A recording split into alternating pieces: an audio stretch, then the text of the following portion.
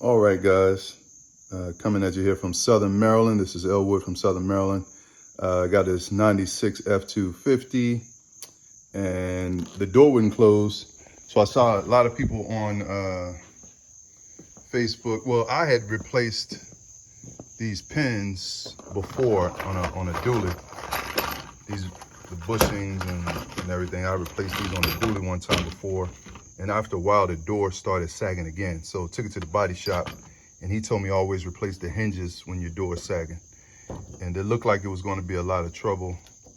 This is the old hinge, and I played around trying to drill out the pins in here and the bushings, and just spent a lot of time because these 96s, they use the real metal.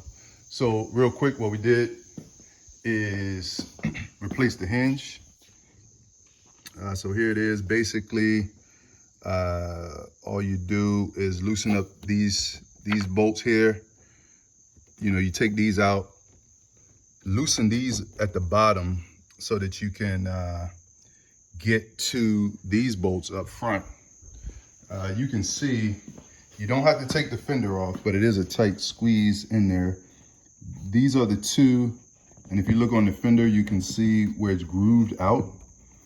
So you can get a swivel in there, but the doozy is back in here. There's a third bolt back in there. And what I had to do was to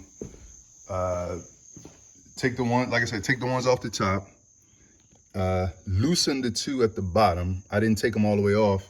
And I used this here. I used a jack with a 5-gallon bucket and lift up on the door to get it where I want it, and take those 3 bolts out and put the new one in. You will have to adjust the door.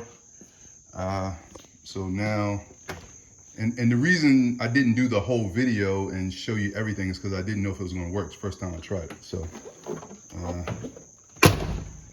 and you can see it's not lined up perfect like a body shop would, but the bottom line is it does close.